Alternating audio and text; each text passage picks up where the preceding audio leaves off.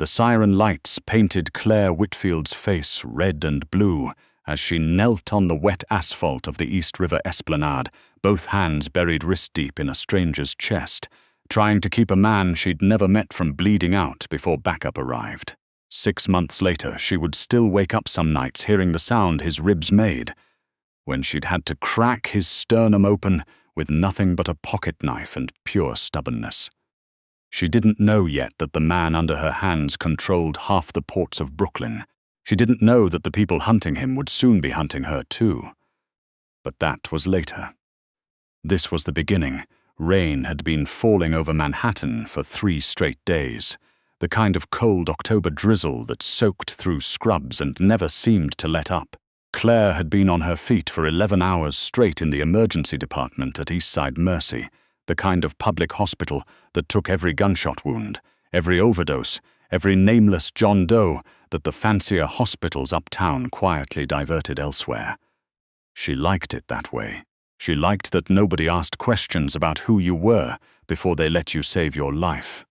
She was 26 years old, and she'd been a nurse for exactly 14 months. Before that, she'd spent 6 years bouncing between foster placements in upstate New York, and before that, a fire had taken the only home she'd ever known, along with both of her parents, or so she'd always been told.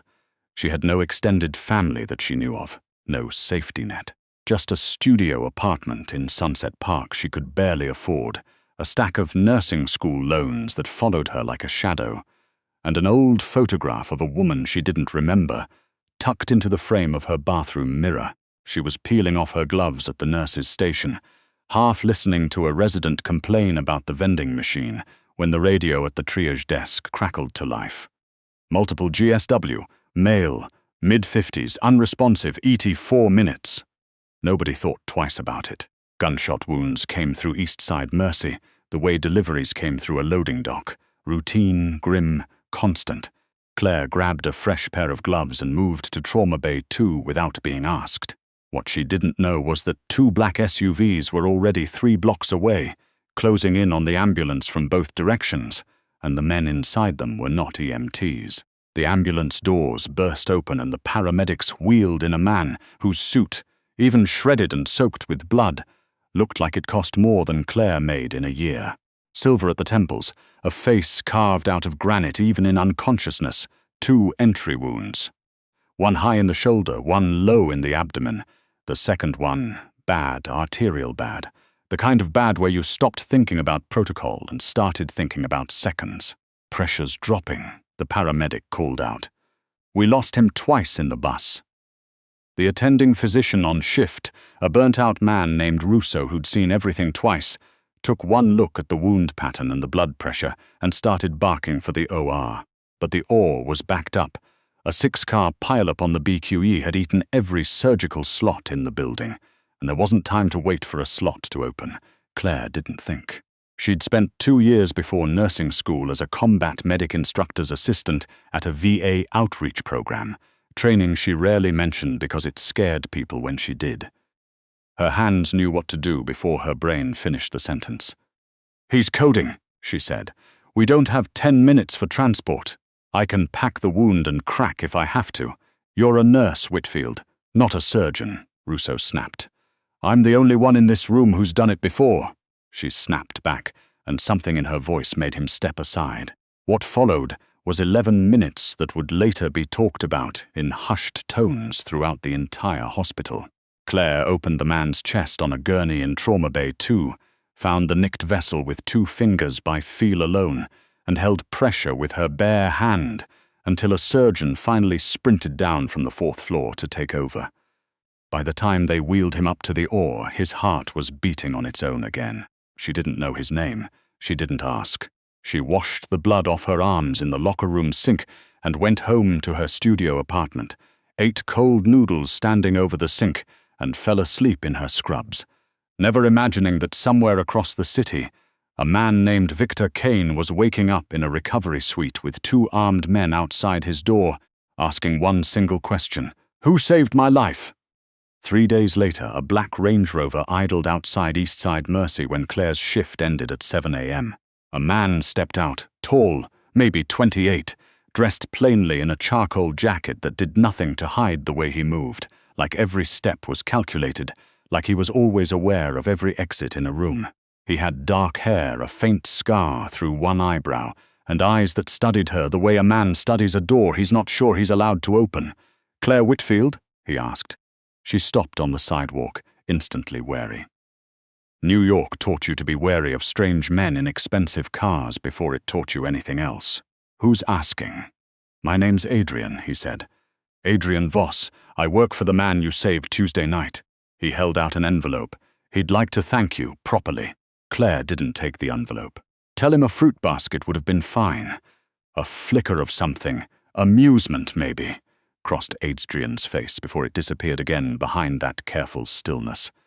"He doesn't really do fruit baskets." She almost walked away.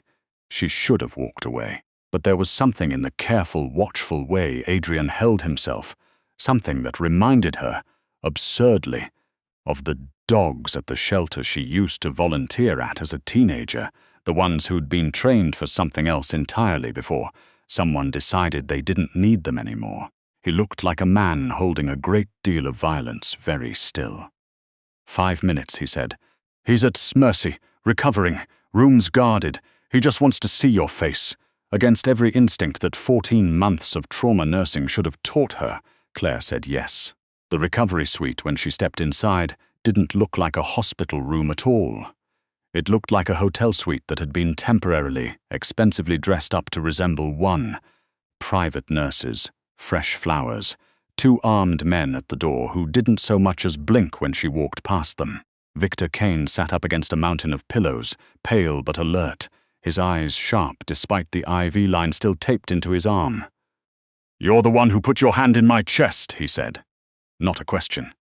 "You're the one who got shot," Claire said before she could stop herself. Something that might have been a laugh rattled out of him, cut short by pain.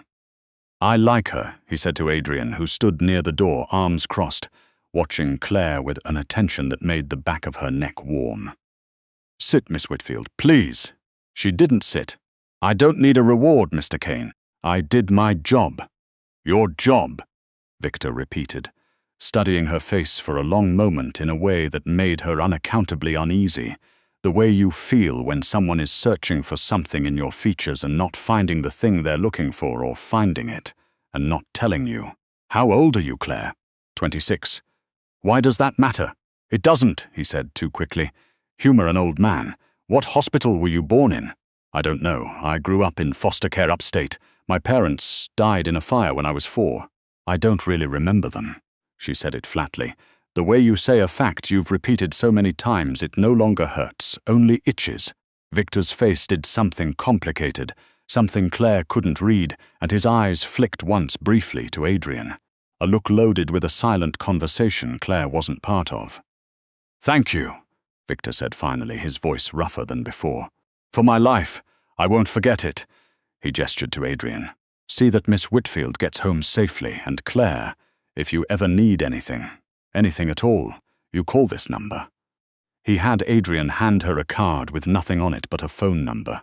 She took it more out of politeness than intention, certain she'd never use it, and left the room with the strange, persistent sense that she'd just walked through a door that didn't lead where she thought it did. She had no idea that Victor Kane controlled the shipping lanes from the Brooklyn waterfront to the Jersey docks, that he'd built an empire over 30 years out of smuggling, extortion, and a ruthlessness that had buried more men in the East River than anyone would ever count. She had no idea that 22 years ago, a young nurse named Marianne had saved his life after his first assassination attempt, and that 9 months after that, she had vanished from his life entirely, taking with her a secret he hadn't learned about until 3 days ago, when his own people, running a routine background check on the woman who'd cracked open his chest, had found a sealed adoption record, a fire that hadn't started the way the official report said it had, and a birth certificate that had, until that moment, been hidden behind 2 decades of bribed clerks and buried paperwork. Claire Whitfield was his daughter, and someone 22 years ago had tried very hard to make sure neither of them would ever find that out. For the next month, Adrian Voss kept appearing. It started small. Coffee outside her building some mornings. Just in the neighborhood, he'd say. Though Claire began to suspect there was no version of Brooklyn where a man like Adrian was ever just in any neighborhood by accident. Then it became dinners, quiet ones, in restaurants where the staff seemed to know him by sight and treated him with a deference that made Claire's nursing school instincts twitch with unease. He never talked about his job in specifics. Security consulting, he said once, and she let it go, because she liked the way he listened when she talked, really listened, the way almost nobody in her life ever had. She didn't know that Adrian had been assigned to her the night after Victor's surgery, not as a suitor, but as a watcher. Officially, he was there to monitor for threats. Unofficially, Victor wanted eyes on the daughter he hadn't yet found the courage to claim, while his people quietly, secretly confirmed what the DNA test already strongly suggested. What Victor didn't know, what nobody but Adrian himself knew, was that Adrian had once worked for the only man in New York who hated Victor Kane more than anyone alive. Salvatore Renzi, head of the Renzi crime family, the man responsible for the assassination attempt that had put Victor in that hospital bed in the first place. Adrian had been planted in Victor's organization 2 years earlier as a low-level driver, a sleeper asset waiting for an opportunity, a man with a dead conscience, and a long list of reasons to hate the family he infiltrated. Except somewhere in the last 2 years, Adrian had stopped wanting to burn it all down. He'd watched Victor run his territory with brutal efficiency, yes, but also a code Adrian hadn't expected. Victor protected the neighborhoods under his control better than the city ever did. And now there was Claire, who knew nothing about any of it, who looked at Adrian like he was simply a man and not a weapon someone else owned. He hated himself a little more every time she smiled at him. It was a Thursday night, 6 weeks after the night in Trauma Bay 2, when everything came apart. Claire was walking home from a late shift along the waterfront in Red Hook, past the old warehouses converted into lofts, the strip of cobblestone street still slick with rain. She had her earbuds in, her tote bag heavy with textbooks for the recertification course she was taking on weekends, completely unaware that 2 black sedans had been trailing 2 blocks behind her for the last 10 minutes. She didn't notice Adrian until he grabbed her arm hard enough to make her gasp, yanking her sideways into the recessed doorway of a shuttered bakery. "Adrian, what the—" "Don't talk. Don't move." His voice had dropped into something low and flat she'd never heard from him before, a tone with no warmth in it at all, every syllable carved out of pure focus. He had a hand inside his jacket, and for the first time since she'd met him, Claire understood, with sudden, dizzying clarity, exactly what kind of security consulting Adrian Voss actually did. "You're scaring me," she whispered. "Good. Stay scared. It'll keep you alive." His eyes were scanning the street, the rooftops, the parked cars. "Claire, there are things about your life, about your family that you don't know. I should have told you weeks ago. I was a coward." Before he could say another word, the first sedan's headlights swung around the corner, and the side door slid open before the car had even stopped moving. 3 men in dark jackets came out fast, one of them already raising a suppressed weapon. Adrian shoved Claire hard behind a dumpster a half-second before the first shots cracked through the wet night air, shattering the bakery's front window into 1,000 glittering pieces. "Stay down," he roared, and the careful, gentle man who bought her coffee every morning was gone, replaced entirely by something Claire had never seen before, fast, brutal, terrifyingly precise. He returned fire with a handgun she hadn't even known he was carrying, and one of the men in jackets dropped to the wet pavement and didn't move again. It was over in less than 90 seconds. By the time the second sedan screeched away, tires shrieking against the cobblestones, Claire was crouched behind the dumpster with her ears ringing and her hands shaking so badly she could barely hold them still, staring at a dead man on the sidewalk and at Adrian, breathing hard, blood. Not his own, she realized after a frantic full-body check, smeared across one sleeve. "Who are you?" she managed. "Actually." Adrian crouched in front of her, his hands gentle now even as his eyes stayed hard scanning the street. "My name really is Adrian. Everything else I told you about myself was a lie I was ordered to tell. I was put into Victor Kane's organization 2 years ago by a man named Salvatore Renzi to spy on him to find a weakness. His jaw tightened. 3 days ago, Renzi's people found out the truth about you. About who your father really is. What are you talking about? My parents are dead, your mother died. Your father didn't. Adrian's voice cracked, just slightly, with something that sounded almost like grief. Victor Kane is your father, Claire. The man you saved in that trauma bay. Renzi has known for 3 days, and he just sent men to grab you, to use you against him. The street tilted under Claire's feet. Somewhere far off, sirens were already starting to wail, but all she could hear was the sound of her own pulse slamming in her ears, the photograph of a woman she didn't remember suddenly making a horrible, vertiginous kind of sense. You knew, she whispered. This whole time, the coffee, the dinners, you were watching me. At first, yes. Adrian's hand found her arm, careful, steady, even as his eyes never stopped moving across the street. Not anymore. Claire, I know I have no right to ask you to trust me right now, but Renzi's men aren't going to stop. I need to get you somewhere safe, and there's only one place safe enough. Where? To your father. The Kane estate sat behind iron gates on a bluff overlooking the Long Island Sound.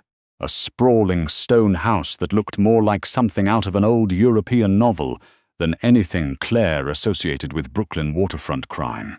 Armed men met the car at the gatehouse, weapons lowering only when they recognized Adrian behind the wheel, blood still drying on his sleeve. Victor Kane was waiting in the entry hall when Claire walked in, and the moment he saw her face, pale, shaking, smeared with rain and someone else's blood, something in his expression broke open completely. 22 years of careful control collapsing in an instant. Claire, my mother lied to me my whole life, Claire said, her voice raw, holding up a hand before he could come any closer. Or somebody lied. I don't even know what's true anymore. I grew up thinking I was an orphan. I grew up in foster homes, Mr. Kane, while you were. She gestured vaguely at the marble floor, the chandelier, the small army of armed men positioned discreetly throughout the house. While you were here. I didn't know, Victor said, and his voice, usually so commanding, cracked down the middle. I swear to you, Claire, I didn't know you existed until 3 days ago. Your mother, Marianne, she left. She told me she was protecting you from this life. I spent 20 years thinking she'd simply chosen to disappear from me. I never knew there was a child. Well, congratulations, Claire said, tears finally breaking loose despite every effort to hold them back. Tonight I found out my father runs half the East Coast, and somebody just tried to kill me because of it. A long silence stretched through the hall, broken only by the quiet drip of rain off Claire's coat onto the marble floor. Then Victor did something Claire hadn't expected at all. He sank slowly into a chair near the door, an old man for the first time since she'd met him, his hands trembling. I will not lose you the way I lost her, he said quietly. Tell me what you need. What Claire needed, it turned out, was time she didn't get. Salvatore Renzi was not a patient man, and a botched grab attempt only made him more determined, not less. 2 days later, word came through Adrian's old contacts that Renzi intended to hit Victor's shipping operation directly, and to use Claire as leverage if the first attempt at capture failed a second time. The two crime families had circled each other for years in an uneasy, brittle peace. That peace had just shattered on a Red Hook sidewalk, and there was no putting it back together. Claire sat in on the planning that followed almost by accident. Victor had wanted her sequestered upstairs, safely out of it, but Claire had spent 14 months learning to read a trauma room in seconds, to triage chaos into order under pressure, and some instinct she didn't fully understand told her that hiding upstairs, while other people decided her fate was the single worst thing she could do. You said Renzi sleeps at the Hudson Yards penthouse most nights, Adrian said, leaning over a map spread across the war room's long table. But he moves twice a week to a private dock in Greenpoint to inspect a shipment personally. He doesn't trust anyone else to verify the count's security, Victor asked. Light at the dock, heavy at the penthouse. He thinks the dock is anonymous enough that he doesn't need a full detail there. Claire studied the map for a long moment, something cold and clear settling over the panic that had gripped her for 2 straight days. She thought about her mother, a nurse, like her, who had apparently loved a dangerous man once and spent the rest of her short life trying to build a wall around her daughter that the world had broken through anyway. She thought about the 2 men who had tried to drag her into a car on a rain-slicked street like she was cargo. "He thinks I'm a soft target," she said slowly. "A nurse. A civilian who doesn't understand any of this." "You are a civilian," Victor said sharply. "I held a man's heart in my hand and kept him alive for 11 minutes, with nothing but my fingers and a roll of gauze," Claire said, meeting her father's eyes for the first time without flinching. "I am not soft. I just didn't know what I was capable of yet." She looked at Adrian. "Use me. Let him think he's getting an easy win at the dock. We give him exactly what he wants, on our terms, not his." Victor's jaw worked silently for a long moment, the protective instinct of 22 lost years warring visibly with the cold calculation that had built his empire in the first place. "Absolutely not," he said. "I just found you. And I'm telling you he's not going to stop hunting me whether I hide in this house for the rest of my life or not," Claire said. "The only way this ends is if it ends tonight on our terms." It was Adrian in the end who broke the silence. "She's right, Victor. I know Renzi. He doesn't lose interest. He doubles down." He looked at Claire, something fierce and protective and entirely unguarded in his face now. "But I go with her, every step."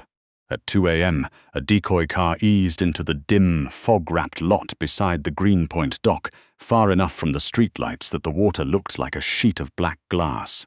Claire sat in the back in a Kevlar vest hidden under a borrowed coat, her hands clenched in her lap, trying to keep her breathing steady the way she would for a patient crashing on the table.